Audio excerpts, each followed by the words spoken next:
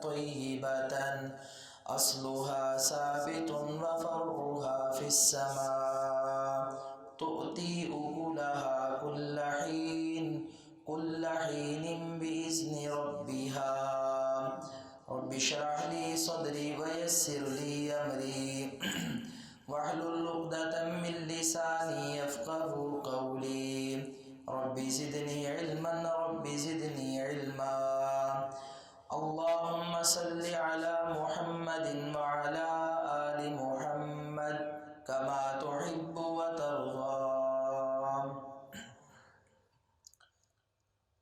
ہر قسم کی حمد و ثنا اللہ وحدہ لا شریک کے لیے، درود و سلام امام الانبیاء سید المرسلین جناب محمد الرسول اللہ صلی اللہ علیہ وآلہ وسلم کی ذات عرفہ و بالا کے لیے۔ اللہ تعالیٰ نے جو ہمیں قیمتی اور حساس اور لازوال نعمتیں عطا فرمائی ہیں، ان نعمتوں میں ایک ایسی نعمت کہ جسے زوال بھی نہیں، اور انسان محنت کرتا چلا جائے تو اس میں اضافہ ہی ہوتا چلا جائے، اور وہ ساری نعمت بھی قیمتی ہے، لیکن اگر اس کا ایک ذرہ بھی انسان کے پاس باقی ہے تو وہ بھی قیمتی ہے۔ اس نعمت کا نام ایمان ہے۔ یہ ایمان بڑی عظیم نعمت اور دولت اللہ رب العالمین نے ہمیں عطا فرمائی۔ اس کا احساس بندے کو اس وقت ہوتا ہے کہ جب بندہ تنہائی میں بیٹھے اور اپنی ان نعمتوں کو یاد کرے، اور پھر یہ احساس پیدا کرے کہ ایمان بھی میرے لیے ایک اثاثہ، ایک دولت اور ایک عظیم نعمت ہے۔ اگر ہم اسے ترجیح دیں گے، اس کو ہم نعمت سمجھیں گے تو یہ ہمارے لیے نعمت ہے، اور اگر کسی چیز کو انسان نعمت سمجھ لے، اس کی حفاظت بھی کرتا ہے، قدر بھی کرتا ہے، اور زیادہ سے زیادہ اسے حاصل کرنے کی کوشش بھی کرتا ہے۔ قرآن مجید میں اللہ تعالیٰ نے ایمان، اس کو ایک پاکیزہ کلمے کے ساتھ تشبیہ دی، اور پھر اس کو ایک پاکیزہ درخت کے ساتھ مثال دے کر اس کی عظمت، اس کی پائیداری، اس کی پختگی اور اس کی مضبوط بنیاد کا ذکر کیا ہے۔ اللہ تعالیٰ نے نبی کریم علیہ السلام کے ذریعے آپ کی زبان مبارک سے جو اسلام کی بہت ساری توضیحات اور تشریحات میں احادیث ہم تک پہنچائیں، ان میں دو احادیث، ایک صحیح بخاری میں اور ایک دوسری احادیث کی جو کتابیں ہیں ان میں فرمایا کہ الایمان بضع و ستون شعبہ، لوگوں ایمان اس کے 60 سے زیادہ اس کی شاخیں ہیں، اس کی ٹہنیاں ہیں، اور آپ نے فرمایا اعلاها قول لا الہ الا اللہ، اس کی جو سب سے زیادہ بلند شاخ ہے وہ لا الہ الا اللہ کہنا ہے، اور فرمایا کہ ادناہا، اس کی کم سے کم جو شاخ، آپ نے فرمایا کہ وہ اماطۃ الاذی عن الطریق، بندہ راستے سے چلتا چلا جائے اور اسے تکلیف دہ چیز نظر آئے، اس کا ایمان اسے اس بات پر مجبور کرتا ہے کہ راستے سے تکلیف دہ چیز کو ہٹا دے۔ اور جو بندہ راستے سے چلتا چلتا کسی تکلیف دہ چیز کو ہٹا دیتا ہے، اس میں اتنا شعور ہے اور وہ کلمہ پڑھنے والا مسلمان ہے، تو اس کا مطلب ہے کہ اس کے اندر ابھی کم از کم درجے کا ایمان باقی ہے۔ تو نبی علیہ السلام نے ایمان کی شاخوں کا تذکرہ کیا، اور ایک حدیث مبارکہ میں آپ نے کہا کہ اس کی 70 سے زیادہ شاخیں ہیں. سب سے بڑی لا الہ الا اللہ، اور سب سے کم ادنا درجے کی جو شاخ ہے، آپ نے فرمایا کہ وہ راستے سے تکلیف دہ چیزوں کو ہٹانا ہے. اب یہ جو ایمان نبی کریم صلی اللہ علیہ وسلم نے بیان کیا، آج ہم یہ جائزہ لیتے ہیں کہ ہمارے اندر جو ایمان ہے اس کی طاقت، اس کی عظمت، اس کی بلندی کتنی ہے، اور کون کون سی ایسی شاخیں ہیں کہ جن میں میرا کچھ نہ کچھ حصہ ہے اور میرے اندر موجود ہیں. قرآن مجید میں اللہ تعالیٰ نے مثال دی، الم ترى کیف ضرب اللہ مثلا کلمۃ طیبۃ، کیا آپ نے دیکھا نہیں اللہ تعالیٰ نے کیسے پاکیزہ کلمے کی مثال کو بیان کیا ہے. اب یہ جو پاکیزہ کلمہ ہے، اس کو ایک عمل کے ساتھ بھی، ایک قول کے ساتھ بھی، پورے اسلام کے ساتھ بھی، ایمان کے ساتھ بھی تعبیر کیا گیا ہے. پاکیزہ کلمہ، کوئی پاکیزہ بات، کوئی پاکیزہ ذکر، تسبیحات، تحلیلات، تحمیدات، میرا عمل، میرا قول، میرا فعل جس کا تعلق اسلام اور ایمان سے ہے. اللہ رب العالمین نے کہا کشجرۃ طیبۃ، کہا مثال ایک پاکیزہ درخت کے طرح ہے، آپ اس کے ساتھ اس کو تعبیر کر لیں. کہا وہ درخت ایسا ہے اصلھا ثابت وفرعھا فی السماء، کہ یہ جو درخت ہے اس کی جڑ زمین میں بڑی مضبوط ہے اور یہ قائم دائم ہے، اپنی جگہ سے ہلنے والا نہیں ہے. آندھیاں چلتی ہیں، طوفان آتے ہیں، درخت ان کا مقابلہ کرتا ہے، اور اس کی بلندی بھی کوئی کم نہیں ہے. چیز جتنی بلند ہو اس کی بنیادیں زیر زمین اتنی گہری کرنا پڑتی ہیں. کہا ایمان فرعھا فی ثابت، اس کی جڑ اتنی مضبوط ہے، اصلھا ثابت وفرعھا فی السماء، کہ اس کی شاخیں، اس کی بلندی وہ آسمانوں تک جاتی ہے، اس کا تعلق آسمانوں سے ملتا ہے. اللہ رب العالمین نے فرمایا تؤتی اکلھا کل حین، اور یہ درخت بھی ایسا ہے، پھل 6 مہینے کے بعد نہیں دیتا، پھل 4 مہینوں کے بعد نہیں دیتا. کہا یہ ایسا درخت ہے ہر سال ہر وقت پھل دیتا ہے، اور یہ پھل اس کی مرضی کا نہیں ہوتا، بِإِذْنِ رَبِّهَا، کہا اللہ کے حکم سے ہوتا ہے.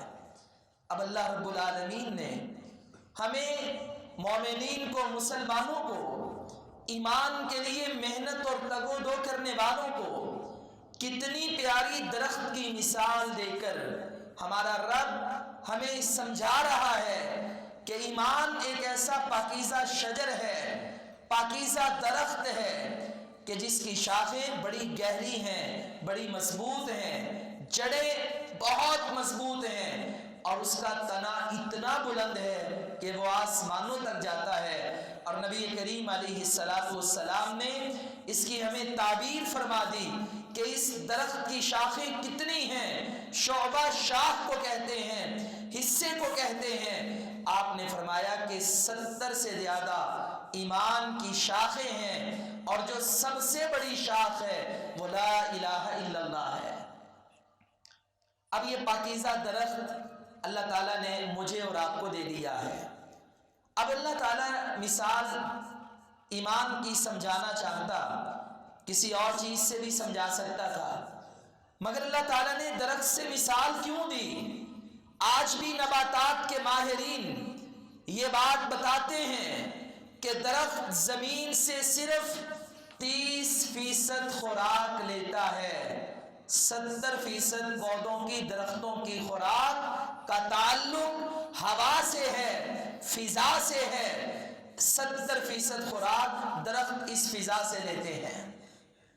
ہمیں بھی یہ بات سمجھائی کہ ایمان، اس کی زیادہ تر خوراک، اس کا تعلق آسمانوں سے ہے. میرے اور رب نے، آپ کے رب نے، پیارے رب نے ہمیں کیا، مٹی سے پیدا کیا، مٹی کے وجود کے لیے خوراک کا بندوبست اللہ رب العالمین نے اس مٹی کی زمین سے کر دیا ہے۔ ہم جو بھی کھائیں، جب بھی کھائیں، اس کا تعلق مٹی سے ہوتا ہے۔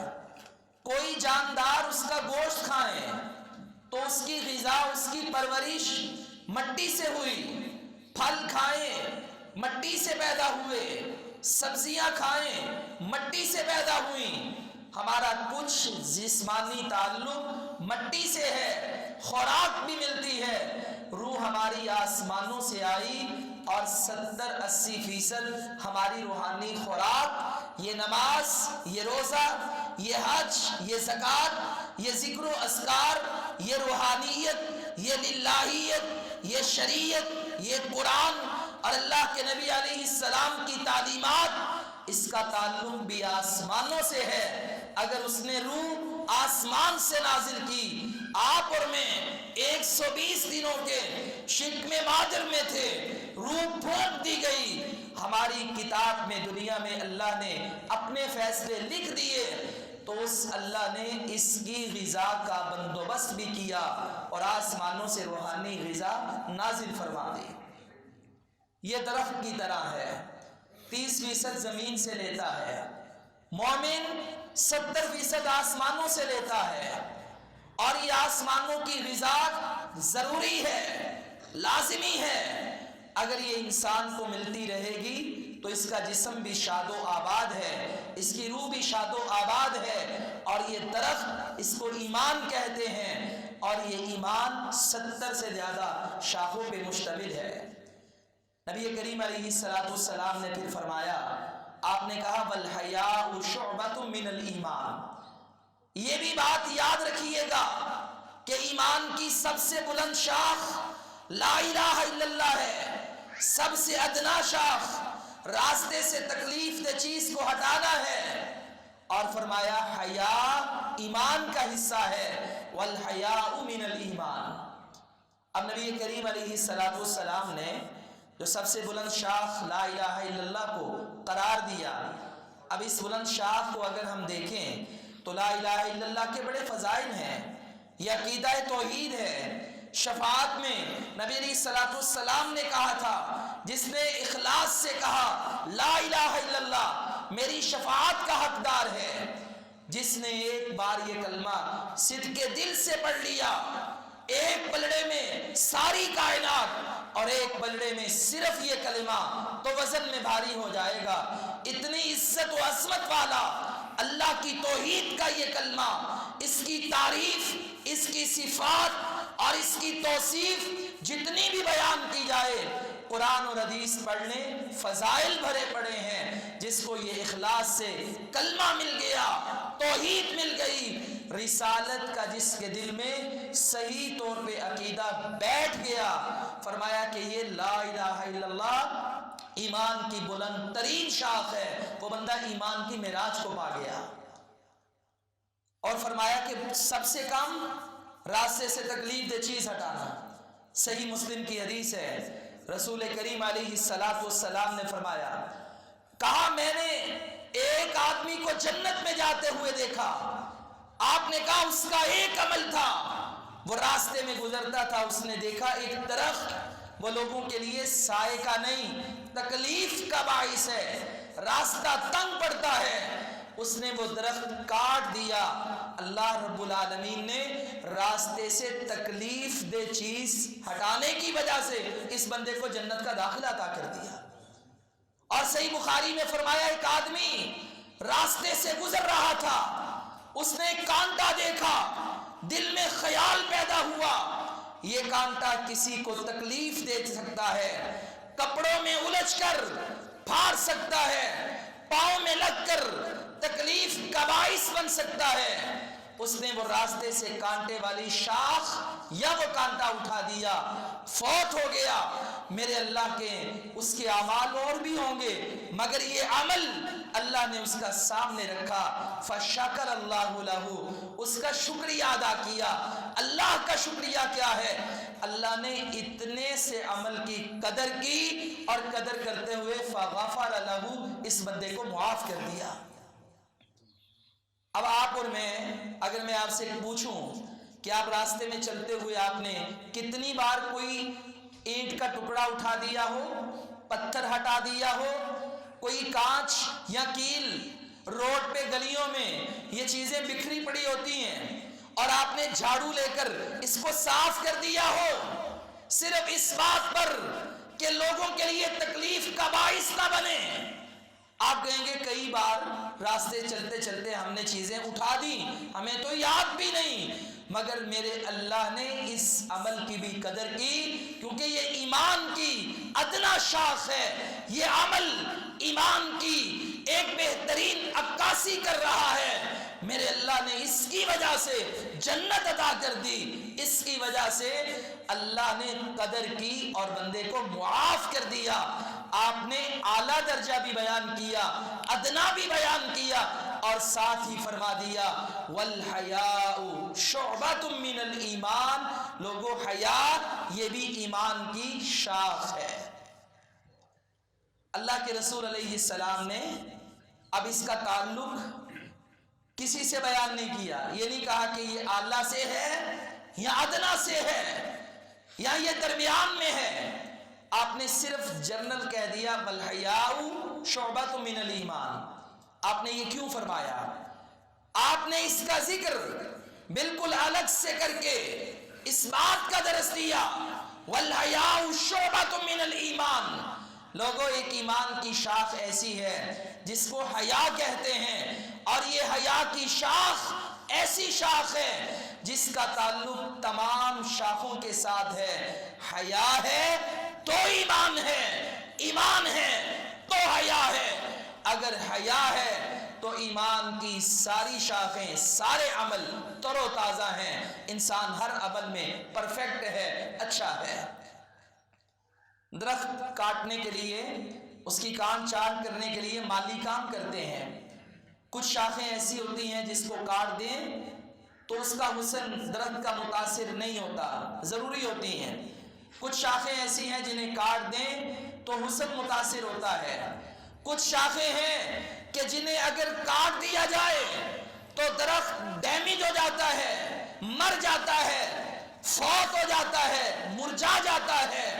ہمیں یہ آخر میں بتایا والحیاء شعبۃ من الایمان، لوگوں حیا ایمان کا حصہ ہے، ایمان کی شاخ ہے، ایسی شاخ ہے اگر حیا کی شاخ کاٹ دی جائے سارے کا سارا ایمان مردہ ہو جاتا ہے، ایمان کی کوئی شاخ بھی زندہ نہیں رہتی۔ یہ پودا، یہ درخت جو اتنا مضبوط تھا کہ جس کی اصل، جس کی بنیاد زمین میں گاڑ دی گئی، جس کی شاخیں آسمانوں کو چھو رہی تھی، لیکن ایک شاخ اگر کٹ گئی تو یہ درخت ڈیمیج ہو گیا، مردہ ہو گیا، کیونکہ حیا کا تعلق انسان کے ہر عمل کے ساتھ ہے۔ اس حدیث میں اگر ہم گہرائی سے غور کریں تو حیا، شرم، لحاظ، تمیز، یہ سب سے پہلے اللہ سے حیا ہونا چاہیے۔ اللہ سے اگر حیا پیدا ہو جائے تو اللہ کے حق ادا ہو جاتے ہیں۔ اگر رسول کا حیا پیدا ہو جائے رسول کے حق ادا ہو جاتے ہیں۔ اگر ماں باپ کا حیا پیدا ہو جائے تو ماں باپ کے حق ادا ہو جاتے ہیں۔ یعنی زندگی کے ہر طبقے میں، ہر تعلق میں اگر حیا، شرم، تمیز اور لحاظ، جو کہ آج ہمیں نظر نہیں آتا، مفقود ہوتا جا رہا ہے، اگر یہ پیدا ہو جائے تو زندگی کے تمام اعمال اور ایمان کی ساری شاخیں، سارے عمل صحیح ہو جاتے ہیں۔ جب بندہ اپنے اللہ سے حیا کرتا ہے تو گناہوں سے بچتا ہے، نیکیوں میں پہل کرتا ہے۔ کبھی کسی انسان نے برائی کرنے کے لیے ماں باپ کے سامنے جرأت کی ہو، غلط تصویر، غلط مووی، موبائل میں غلط کام، وہ کیا ماں باپ کے سامنے بیٹھ کر کرتا ہے؟ کیا دوست احباب میں کرتا ہے؟ بیوی بچوں میں کرتا ہے؟ وہ تمام سے چھپ جاتا ہے، خلوتوں میں جاتا ہے، تنہائی میں جاتا ہے۔ کیوں؟ کیونکہ ماں باپ سے اسے حیا آتا ہے، بہن بھائیوں سے حیا آتا ہے، دوست احباب سے وہ حیا کر گیا، ہر ایک سے چھپ گیا۔ اگر اسے اللہ سے حیا ہو وہ کبھی تنہائی میں بھی گناہ نہیں کرے گا، کیونکہ وہ اللہ سے کبھی چھپ نہیں سکتا۔ اگر آج کے نوجوان دل میں یہ بات پیدا کر لیں کہ میرا اللہ مجھے دیکھ رہا ہے، میں نے اپنے اللہ کا حیا کرنے، میں نے اپنے اللہ کا لحاظ کرنے، میں نے اپنے اللہ سے شرم کرنی ہے۔ دنیا والے تو اس کے اتنے حقدار تھے کہ ہم ان سے چھپ گئے، اللہ تو ان سے زیادہ حق رکھتا ہے کہ اس سے بھی حیا کیا جائے۔ جب انسان کے دل میں رب کا ڈر پیدا ہو جائے، اللہ کا حیا پیدا ہو جائے، اللہ رب العالمین بھی بندے سے حیا کرتا ہے۔ یا اللہ تیرا لحاظ کیسا ہے، تیرا سخاوت کا انداز کیسا ہے۔ فرمایا نبی کریم علیہ الصلاۃ والتسلیم نے، کوئی بندہ سفید بال داڑھی میں ہو، بالوں میں، سر میں ہو، کہیں بھی ہو، وہ اللہ کے سامنے ہاتھ بلند کرے، میرا اللہ کہتا ہے مجھے حیا آتا ہے کہ میں اٹھنے والے ہاتھ خالی لوٹا دوں، بندہ مجھ سے جو مانگتا ہے میں اسے عطا کر دیتا ہوں۔ یہ اللہ کا بندے سے حیا ہے، کیونکہ بندہ اپنے رب کا لحاظ کرتا ہے۔ نبی کا لحاظ کیا ہے کہ ہم نے اپنے نبی علیہ السلام سے حوض کوثر پہ پانی پینا ہے، ہم نے ان کی اجازت، ان کی شفاعت، جنت کے دربان کے پاس جانا، آواز دینا۔ ہم سب قیامت والے دن نبی کے پیروکار آپ کے جھنڈے کے تلے سائے میں، آپ کے ساتھ ساتھ جنت میں۔ اور میں اپنے نبی کے ساتھ کوئی ایسی دو نمبری نہ کروں کہ قیامت کا دن ہو اور ہم جا رہے ہوں، وضو کے آزاد چمک رہے ہیں، نمازیں عروج پر ہیں، حج کمال کے ہیں، عمل بہت ہیں، مگر درمیان میں قریب پہنچتے پہنچتے دیوار کر دی جائے۔ میرے نبی پکاریں یا اللہ میری امت، یا اللہ یہ نماز پڑھنے والے، نیک اعمال کرنے والے، اور اللہ اعلان کر دے یہ تیری امت سے نہیں ہے، تجھے نہیں پتا، بندے تو اچھے تھے مگر طریقے بدعات، رسم و رواج ایجاد کر بیٹھے، تیرے دین کا حلیہ بگاڑ دیا۔ اللہ کے نبی کہیں گے سحقن سحقن لمن غیر عبادی، جسے میرا حیا نہ رہا، ہمیں ان کا حیا نہیں ہے۔ آج ہمیں ان کا لحاظ نہیں جنہوں نے میرے دین کو بدلا میرے بعد، آج انہیں دھتکار دو، وہ واقعی میری امت سے نہیں ہے۔ جس کو نبی کا لحاظ نہیں ہے اللہ کے رسول بھی اس کا لحاظ نہیں کریں گے۔ تعلقات میں بھی حیا، والحیاء شعبۃ من الایمان، اس کی بہت ساری مثالیں ہیں۔ نبی کریم صلی اللہ علیہ وآلہ وسلم حنین کے موقع پر فتح ہوئی، قیدی بنا لیے گئے 6000، مال مویشی سب لے لیے گئے، اور یہ قیدیوں کو لے کر جا رہے ہیں، تیاری ہے، قیدی تقسیم بھی ہو گئے۔ نبی کریم علیہ السلام کے قدموں میں ایک عورت آئی، اور عورت کا نام حلیمہ ہے سعدیہ، سعد بنو سعد سے تعلق ہے، ساتھ اس کی بیٹی بھی ہے۔ آ کے تعلق بتا دیا، محمد صلی اللہ علیہ وسلم آپ تو وہی ہیں کہ جن کو میں نے بچپن میں دودھ پلایا تھا، میں آپ کی رضائی ماں ہوں، میرا اور آپ کا تعلق۔ یہ تعلق جب بیان کیا تو ایک ریکویسٹ کر دی، گزارش کر دی، عرض کی ہم سب مسلمان ہوتے ہیں لیکن آپ بدلے میں ہمیں رہا کر دیں، کلمہ بھی پڑھتے ہیں۔ میرے نبی کو تعلقات میں حیا آ گیا، آپ نے اس کا لحاظ رکھا، چادر بچھائی، چادر پہ بٹھایا، اور یہ سب نے کلمہ پڑھا، مسلمان ہوئے۔ آپ نے اعلان کر دیا، کہا اپنے قیدیوں کو پہلے ان کی وجہ سے میں رہا کرتا ہوں، تمہیں بھی کہتا ہوں میرے صحابہ آپ بھی رہا کر دیں۔ اگر کوئی ویسے ہی رہا کر دے تو بھی ٹھیک، اگر بدلے میں اگلی جنگ میں قیدی لینا چاہتا ہے تو میں یہ دینے کے لیے تیار ہوں، لیکن میں تمہیں کہتا ہوں یہ واسطہ آ گیا، اس واسطے کا، اس رشتے کا میں حیا کرتا ہوں، ان سب کو رہا کر دیا جائے۔ غزوہ احد کا موقع ہے، شہداء کی لاشیں ہیں، ٹکڑے ٹکڑے ہو گئے، بے غور و کفن پڑے ہیں، اللہ کے نبی اور صحابہ وہاں پر موجود ہیں۔ آپ نے ایک سایہ آتے ہوئے دیکھا، سائے سے اندازہ ہوا کہ یہ کسی عورت کا سایہ ہے۔ نبی علیہ الصلوۃ والسلام نے کہا روک دو، یہاں پہ شہداء پہ چادریں نہیں ہیں، کفار نے کپڑے پھاڑ دیے، بدن کے ٹکڑے ٹکڑے کر دیے، اور یہ عورت ہے، پردہ ہے، انہیں واپس کر دیں۔ حضرت زبیر رضی اللہ عنہ آگے بڑھے، آپ نے دیکھا کہ یہ نبی کی پھوپھی اور ان کی ماں ہے صفیہ، آپ نے ماں کو روک دیا۔ ماں نے کہا میں بڑی بہادر ہوں، بڑی دلیر ہوں، میرے اندر بڑی ہمت ہے، میں اپنے بھائی نبی کے چچا حمزہ بن عبد المطلب سید الشہداء کی لاش پہ جانا چاہتی ہوں، ٹکڑے دیکھنا چاہتی ہوں، ہمت ہے، برداشت کر سکتی ہوں۔ کہا آنے کی اجازت نہیں، مسئلہ ہمت کا نہیں ہے، اللہ کے رسول علیہ السلام نے روک دیا ہے۔ کہا اچھا اگر اللہ کے نبی نے روکا، دراصل میں آئی اس لیے یہ 2 چادریں میرے پاس تھی، یہ میرے بھائی کے لیے لے لو اور انہیں اس میں کفن پہنا دو۔ چادریں لے کر آگے، اب یہ کفن کی باری آئی۔ حضرت زبیر کہنے لگے کہ میرے ماموں حضرت حمزہ رضی اللہ تعالیٰ عنہ، ان کے لیے یہ 2 چادریں آئیں، اور آپ کے ساتھ ایک انصاری بھی شہید ہوا تھا، اس کے گھر سے کوئی چادر لے کر آنے والا نہیں تھا، اس کے لیے کفن نہیں تھا، اور یہاں پہ تو مصعب بن عمیر مکے کے شہزادوں کو بھی آدھی آدھی چادروں کا کفن اور پاؤں پہ گھاس ڈال کے آج لحد میں اتارا گیا ہے۔ ہمیں حیا آ گیا، حیا کس بات کا کہ یہ وہ انصاری تھے، جب ہم بے یار و مددگار مکہ سے مدینہ میں آئے کوئی گھر دینے والا نہیں تھا، انہوں نے ایک ایک گھر لٹا دیا، کوئی زمینیں نہیں تھی، آدھی آدھی زمینیں قربان کر دی، کھانے کے لیے نہیں تھا، آدھا آدھا اناج لٹا دیا، بیویاں نہیں تھی، ایک ایک کو طلاق دے کر ہم سے نکاح کر دیا، یہ تو ہمارے محسن ہیں، اتنا اچھا تعلق تھا۔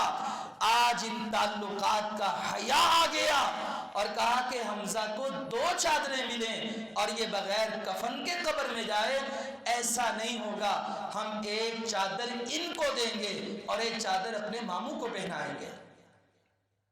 لیکن اب دیکھا چادریں 2 تھی، ایک بڑی ایک چھوٹی، پھر حیا آ گیا کہ ہم یہ بڑی کس کو دیں، چھوٹی کس کو دیں؟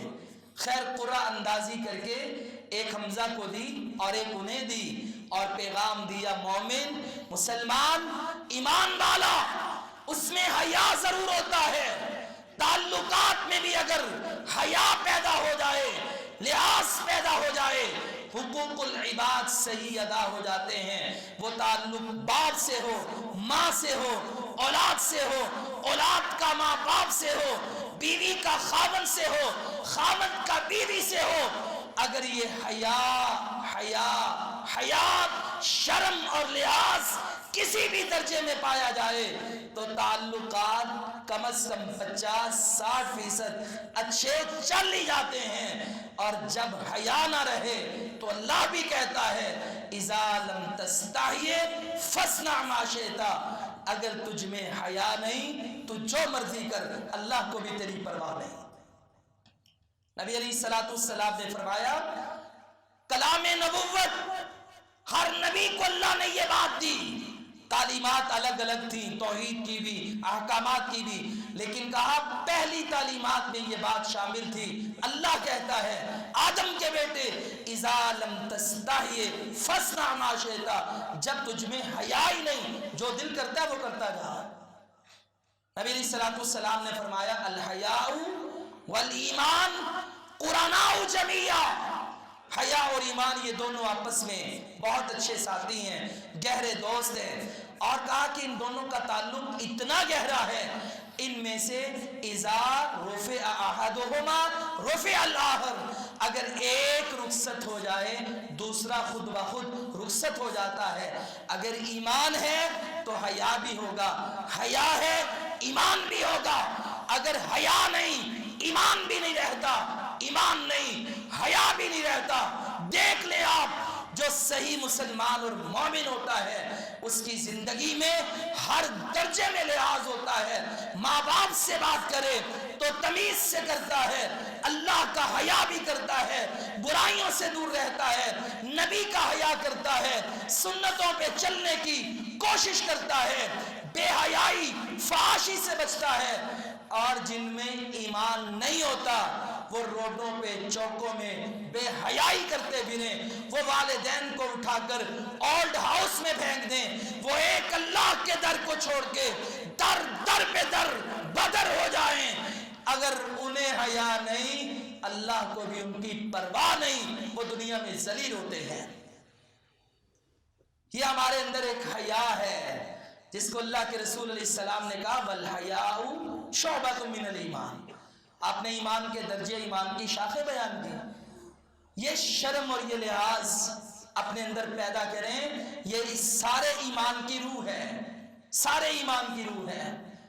اور یہ جو حیا ہے نا, دو لفظ استعمال ہوتے ہیں, ایک ہے حیا اور ایک ہے حیات. حیات کا معنی ہے زندگی اور حیا کا معنی ہے شرم, لحاظ. اور ان دونوں کا مادہ ایک ہے, یعنی ایک ہی لفظ سے یہ دونوں لفظ بنے, ہا یا. اسی سے حیات, اسی سے حیا. ان دونوں میں فرق کیا ہے؟ حیات زندگی جانوروں کی بھی ہوتی ہے, پرندوں کی بھی ہوتی ہے, جنات کی بھی ہوتی ہے, زندگی درندوں کی بھی ہوتی ہے, زندگی جنگلات میں زندگی بسر کرنے والوں کی بھی ہوتی ہے. لیکن جب اس زندگی میں حیات میں حیا آ جائے تو وہ مومن کی زندگی ہوتی ہے, کیونکہ یہ لحاظ اللہ سے لے کر عام سے عام انسان تک, راستے تک اس کو رہتا ہے. وہ لحاظ کرتا ہے, ہر عمل میں اعتدال پیدا کرتا ہے, کچھ تمیز سے کچھ حیا سے اپنے تعلقات نبھاتا ہے. یہ حیا, یہ شرم بہت ضروری ہے. ذرا نا اپنے آپ میں, چلے رات کو سوتے ہوئے بھی نہیں تو ہر بندہ آج یہ سوچئے گا, لازمی سوچے, لازمی خیال پیدا کرے کہ میری زندگی میں اللہ سے لے کر ہر طبقے تک کتنا حیا باقی ہے, میں کتنا کسی کا لحاظ کرتا ہوں, میرے اندر کتنی شرم ہے. اور آج اولاد نافرمان ہوتی جا رہی ہے, اور چوکوں چراہوں میں, بازاروں میں ہم دیکھتے ہیں کہ کسی بڑے آدمی کا والدین نے ہمیں تو ادب سکھایا, بات کرتے ہوئے, اس سے ملتے ہوئے, ہم کلام ہوتے ہوئے, بڑے کو باپ کے درجے پہ سمجھنا, بھائی کے درجے پہ سمجھنا, کسی عورت کو ماں بہن کی نظر سے دیکھنا, اگر ہم سے چھوٹے ہیں تو ان سے محبت و شفقت کا سلوک کرنا. لیکن آج یہ تربیت اور یہ سلوک بالکل مٹتا چلا جا رہا ہے. اللہ کے رسول علیہ السلام نے انہی تعلقات میں جو لحاظ بیان کیا, آپ نے کہا ملم یعکر کبیرانا ولم یرحم صغیرانا فلیس منا. جس نے بڑوں کا احترام نہ کیا اور اپنے سے چھوٹے لوگوں پر رحم نہ کیا, فرمایا اس کا میرے ساتھ تعلق نہیں ہو سکتا, وہ میری امت سے نہیں ہے. فلیس منا. یہ بھی ایک بہت بڑا لمبا موضوع ہے کہ نبی علیہ الصلوۃ والسلام کی وہ کون سی احادیث ہیں اور کون سے وہ اعمال ہیں جس کو ہم بیان کریں گے کہ جس کے بارے میں اللہ کے نبی علیہ السلام نے کہا لیس منا, اور اس کا میرے ساتھ کوئی تعلق نہیں ہے. آپ کسی کے ساتھ پیسہ لگائیں, وقت لگائیں, کسی کمپنی کے ساتھ, کسی دوست کے ساتھ, چلے سیاست کی دنیا کی بات کرتے ہیں, آپ سب کچھ لوٹا دیں اور آخر میں جب پھل کھانے کی باری آئے تو بڑا آدمی کہہ دے لیس منا, وہ بندہ وہ تو ہم میں سے ہے ہی نہیں, اس کا میری پارٹی سے, میری ذات سے, میرے ساتھ کوئی تعلق نہیں. بتائیں کیا گزرے گی جب ساری زندگی کلمہ پڑھتے ہوئے, نمازیں پڑھتے ہوئے, روزے رکھتے ہوئے, اعمال میں بہت اعلیٰ آگے بڑھتے ہوئے عمل کرتے چلے جائیں, اخلاقیات میں اتنے گر جائیں, کسی کا حیا تمیز اور لحاظ نہ رہے اور میرا نبی اعلان کر دے من لم یحقر کبیرنا ولم یرحم صغیرنا فلیس منا، اس بندے کے اندر حیا نہیں تھا، لہذا آج میں کہتا ہوں میرا اس سے تعلق نہیں ہے۔ مجھے بتاؤ نبی کی امت سے نکل جاؤ گے تو کدھر جاؤ گے؟ یہ کوئی معمولی بات نہیں ہے، لیس منا، وہ ہم میں سے نہیں ہے۔ تو اس لیے حیا اور اس کا ایک تعلق وہ ہے ہمارے اندر محرم اور غیر محرم کے تعلقات میں، یعنی ہم یہ تمیز پیدا کریں کہ ہماری جو خواتین ہیں، مائیں بہنیں ہیں، وہ پردہ کریں، غیر محرموں سے پردہ کریں، بات چیت میں لحاظ کریں، وہ اپنے آپ کو ایک حد حدود میں رکھیں، خاوند ہے تو وہ بیوی پہ توجہ کرے، باپ ہے تو بیٹی پر کرے، بھائی ہے تو بہن پہ کرے۔ یہ حیا، یہ شرم، یہ لحاظ خواتین میں اتنا اعلیٰ ہے۔ حدیث تفسیر کی کلاس چل رہی تھی، مفسر قرآن کی تفسیر کر رہے تھے، کسی نے یہ سوال کیا کہ موسیٰ علیہ السلام وقت کے پیغمبر بننے والے ہیں اور اتنے عظیم پیغمبر ہیں، اور ایک عورت سے شادی کرنے کے لیے 10 سال کی مزدوری حق مہر میں طے کی، یعنی کتنی بڑی مزدوری ہے کہ بندہ سسرال سے کہے کہ آپ نکاح کر دیں اور سسرال والے ڈیمانڈ کریں کہ آپ ہمارے گھر میں ہاتھ بٹائیں گے، 10 سال تک مزدوری کریں گے۔ کتنی بڑی بات، اور موسیٰ علیہ السلام نے قبول کیا۔ پڑھیے سورۃ القصص، یہ سوال پیدا ہوا آخر اس عورت میں کون سی ایسی خوبی تھی کہ موسیٰ علیہ السلام نے 10 سال کی مزدوری پر اسے حاصل کیا؟ جواب دیا گیا، قرآن پڑھیے، جب وہ مصر سے مدین میں گئے، ابھی نبوت نہیں ملی، پانی کے گھاٹ پہ بیٹھے، کوئی جاننے والا نہیں، اوپر سے فرعون کا خوف طاری، بندہ قتل ہو گیا، کہیں وہ مجھے گرفتار نہ کرنے۔ اسی عالم میں 2 باحیا عورتوں کو دیکھا، پانی نہیں پلا رہی، سوال کیا کیوں نہیں پلا رہی؟ ابا بوڑھا ہے، بھائی ہے نہیں، ہم یہ جب سب چلے جائیں گے اتنی طاقت تو نہیں رکھتے کہ یہ پانی خود نکالیں پلائیں، جو پانی بچا ہوگا پی بھی لیں گی، بھر بھی لیں گی، جانوروں کو بھی پلا لیں گی۔ اس نبی کو اس تعلق کا اور ان کی کمزوری کا حیا آ گیا، لحاظ کیا، آگے بڑھے، پانی نکالا، پلا دیا، گھر رخصت کر دیا۔ باپ شعیب اللہ کا نیک آدمی ہے، اس نے بیٹیوں سے ایک سوال کیا، آج معمول سے پہلے تم گھر میں کیسے آ گئی؟ آج آپ بیٹیوں سے پوچھ کے دیکھ لو، کالج سے آج تھوڑی دیر پہلے آپ کیوں آئی ہیں؟ اکیڈمی سے ویسے تو آپ 8 بجے آتی ہیں، آج 7 بجے یا 9 بجے آنے کی وجہ تو ٹوٹ کے پڑیں گی، بیٹوں سے پوچھ لیں۔ اور ایک ہی بات ہوگی کہ آج پتہ نہیں کیسے ماں باپ ہیں، آج کل اعتبار ہی ختم ہو گیا ہے، اولاد پہ ہی اعتبار نہیں کرتے، لیکن جو اچھی تربیت کرتے ہیں وہ ایک چیز نوٹ کرتے ہیں، پھر باحیا با کردار اولاد 15-20 سالوں میں اچھے والدین تیار کرتے ہیں۔ سوال کیا، بیٹیوں نے ساری بات بتا دی، ایک کو کہا جاؤ اس نوجوان کو دیکھو، اگر ہو اسے گھر میں بلا کے لاؤ۔ وہ چلی اور انہوں نے جو صفت بیان کی، پہلے کہا وہ بڑا امین قوی آدمی تھا جس نے ہماری مدد کی، قوت کے اعتبار سے کہ اکیلے نے پانی نکال دیا، امانت کے اعتبار سے اکیلا دے کر نیت خراب نہیں ہوئی، نگاہیں غلط نہیں اٹھی، اس کا بھی حیا اور شرم اتنا تھا۔ ابا جان وہ قوی بھی تھا، وہ امین بھی تھا، کہا جاؤ اس کو بلا کر لاؤ۔ ایک آئی بلانے کے لیے، اللہ نے قرآن میں اس کا حسن بیان نہیں کیا، اس کی کاسٹ کا تذکرہ نہیں کیا، اس کی ڈگری کا ذکر نہیں کیا، اس کے مال و دولت کا تذکرہ نہیں کیا۔ اللہ نے جس صفت کا تذکرہ کیا کیا ہے، فَجَاءَتْهُ إِحْدَاهُمَا تَمْشِي عَلَى اسْتِحْيَاءٍ، ان میں سے ایک آئی، وہ چل رہی تھی، اس کی چال میں بہت زیادہ حیا تھا۔ وہ حیا سے چلنے والی عورت، اس کی آنکھوں میں حیا، اس کے لباس میں حیا، اس کی چال میں حیا۔ اس سے ہمیں کیا سمجھ آئی کہ برائیوں کا آغاز بھی عورت سے ہوتا ہے، اختتام بھی عورت پر ہوتا ہے۔ اگر آج کے معاشرے کی عورت محرم اور غیر محرم میں، حیا اور شرم میں یہ بات طے کر لے کہ پردے پہ کمپرومائز نہیں ہے، کسی ظالم شر انسان کے پیچھے لگنا نہیں ہے، کردار کی پختہ ہو جائے، معاشرے سے برائیوں کے دروازے بند ہو جائے۔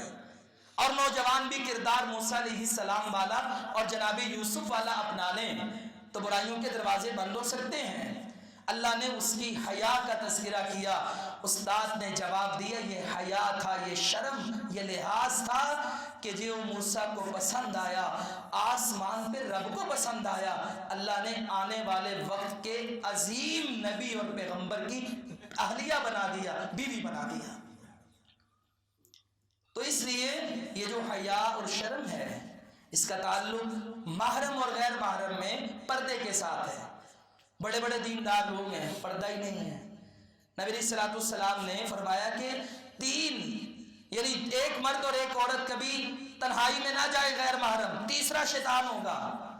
تو صحابی نے کہا ارائیت الحم، دیور کے بارے میں کیا خیال ہے؟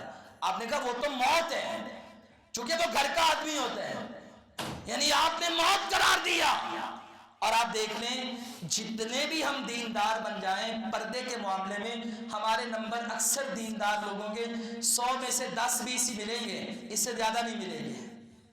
اور اگر آپ کسی خواتین سے کہہ بھی لیں تو آگے سے جواب دیں گی بھئی آنکھ کا پردہ ہوتا ہے، دل کا پردہ ہوتا ہے، ہمارے دلوں میں حیا ہے، آپ شک کرتے ہیں۔ اور جن کی آنکھیں کائنات کی جتنی عورتیں ہیں باحیا ان سے زیادہ حیا والی تھی، جن کے دل کائنات کی جتنی عورتیں ہیں ان سے زیادہ پاکیزہ تھے، انہیں قرآن نے سب سے پہلے کہا یا ایھا النبی قل لازواجک وبناتک ونساء المؤمنین، اے پیغمبر پردے کا حکم نازل ہو چکا ہے، لیکن ابتدا بیویوں سے ہوگی، ابتدا بیٹیوں سے ہوگی، اس کے بعد کائنات کی مومنہ عورتوں سے کہنا یدنین علیہن من جلابیبہن کہ وہ پردے اوڑھ لیں۔ ان کی آنکھیں اور دل تو زیادہ پاکیزہ اور باحیا تھے، مگر اللہ نے ان کو بھی کہا کہ چہرے کا پردہ کریں۔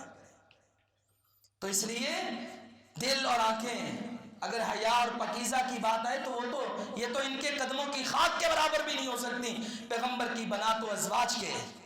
تو کچھ تقاضے وہ ظواہر کے بھی ہوتے ہیں، اسباب کے، ان میں امت کی بیٹیوں ماؤں کو درس دیا کہ وہ حیا کا دامن اوڑھیں اور اپنی چال میں، اپنی گفتار میں، اپنی نظر میں، اور اسی طرح نوجوان بھی حیا پیدا کر لیں تو برائیوں کے دروازے بند ہو جائیں۔